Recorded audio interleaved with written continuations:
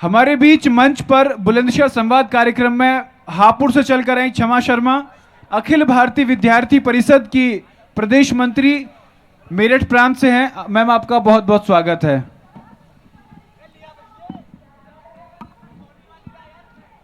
सबसे पहले मैं इस कार्यक्रम के लिए आप सभी को, आयोजन समिति को एवं वो सभी बंधु जो इस कार्यक्रम के समय ये हो गया लेकिन फिर भी यहाँ उपस्थित हैं, आप सभी को बधाई एवं साधुवाद देना चाहूँगी इस भव्य कार्यक्रम के लिए।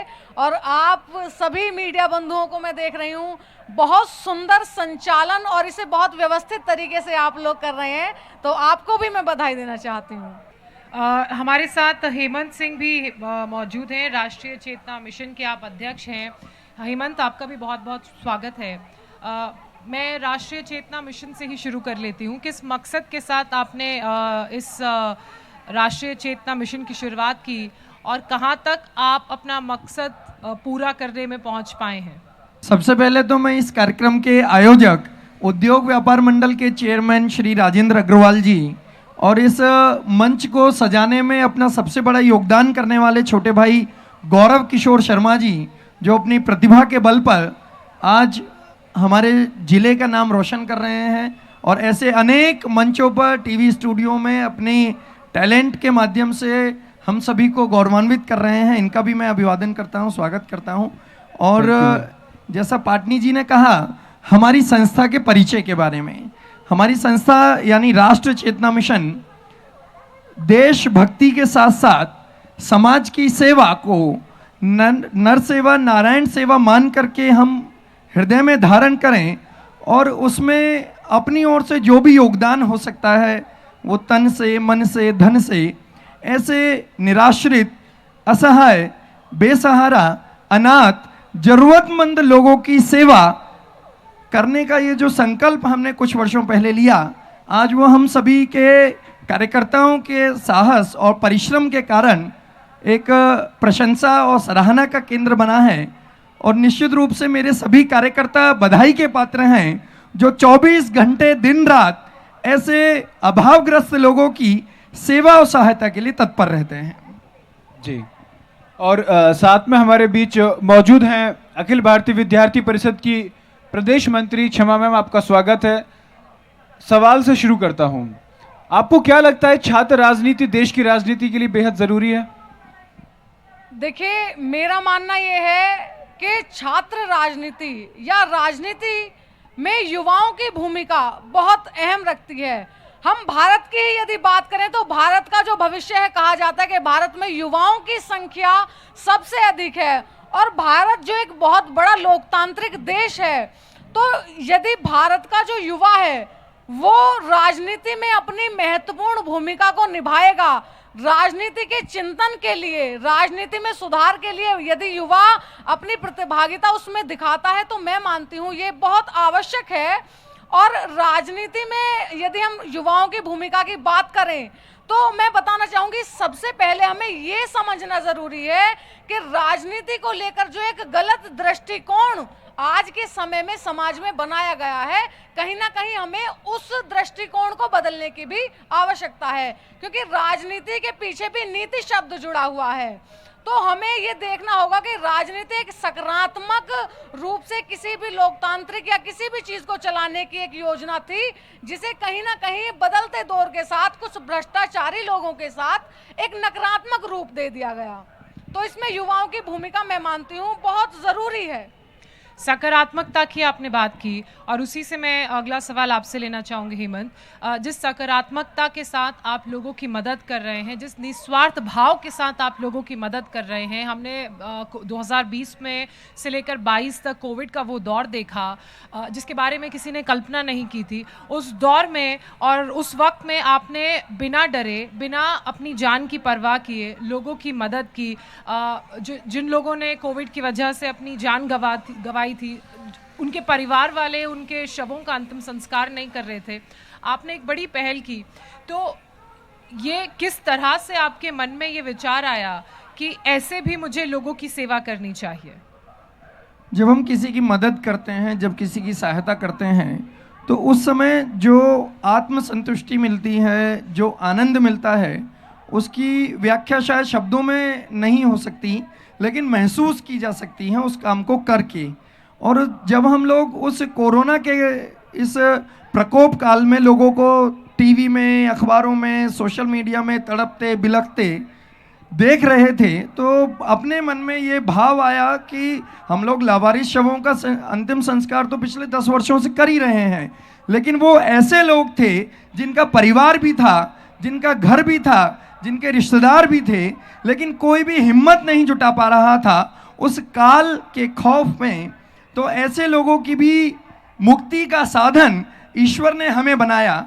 ये शायद हमारे लिए ही सौभाग्य की बात थी, हमारे लिए भाग्य की बात थी कि हमें ऐसे सेवा करने का अवसर मिला कि हम जीवन में बहुत सारे ज़रूरतमंद लोगों को ब्लड डोनेट करके उनका जीवन बचाते हैं।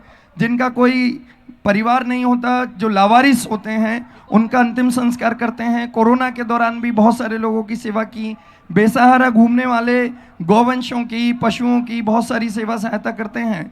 तो और जब लोग इसकी सराहना करते हैं, या जो मेरे टीम के साथी, यहाँ बहुत सारे युवा साथी मौजूद हैं, आगे की पंक्ति में भी बैठे हैं, पीछे भी बैठे हैं, जब इन लोगों को मैं काम करते हुए देखता हूँ तब मेरी ताकत बढ़ती है। तो निश्चित रूप से एक सेनापति को वास्तव में तभी गर्व होता है जब उसके प्रत्येक सैनिक एक योद्धा की तरह रण क्षेत्र में, युद्ध क्षेत्र में काम करता है। और आपको जानकर ये आश्चर्य होगा कि सभी दोनों तीनों कार्यकालों में जब कोरोना अपने चरम पर था, हमारे टीम का एक एक साथी 24 घंटे धरातल पर, कहीं वेंटिलेटर के लिए, कहीं ऑक्सीजन के लिए, कहीं ब्लड के लिए, कहीं एंटीबॉडी रिकवर्ड प्लाज्मा के लिए, कहीं उनको खाना राशन पहुंचाने के लिए, कहीं उनका अंतिम संस्कार करने के लिए सड़कों पर जूझ रहे थे। और ऐसी दैवीय कृपा हम लोगों पर रही कि हमारी टीम का एक भी साथी किसी भी प्रकार से कोई इन्फेक्टेड नहीं हुआ, किसी तरह की कोई हानि नहीं हुई।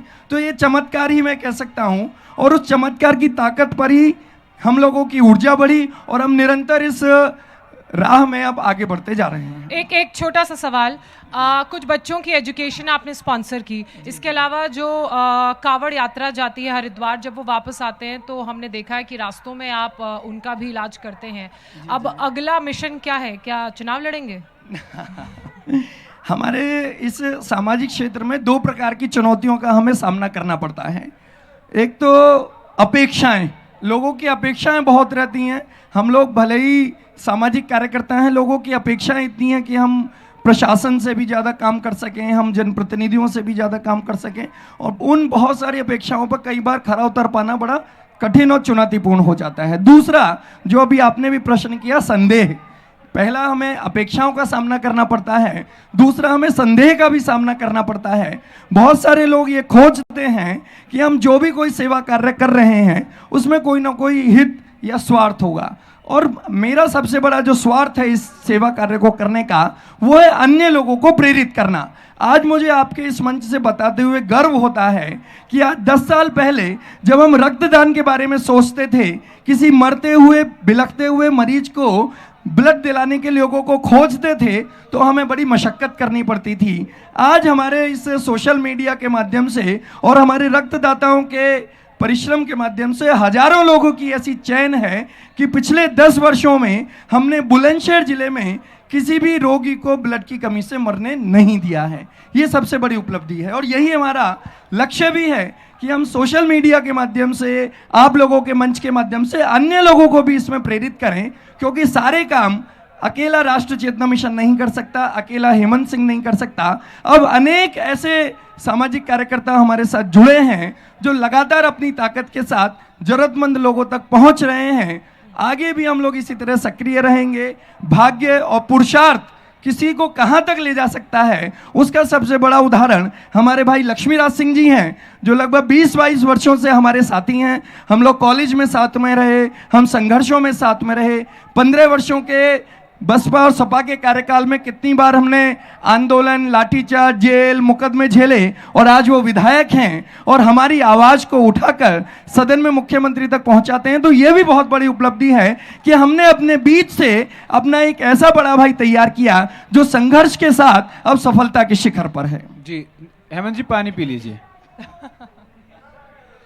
जी, अब आपसे शुरू करते हैं। हमारे सामने एक जीवंत उदाहरण है जो छात्र राजनीति से उठे और उसके बाद आज वो विधानसभा तक पहुंचे हैं।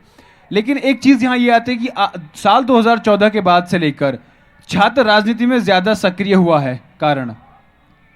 देखिए, आपने देखा होगा जैसे कि बहुत सारे छात्र संगठन हमारे यहाँ काम करते हैं भारत में, और विद्यार्थी परिषद, अखिल भारतीय विद्यार्थी परिषद में भी उसमें से एक है।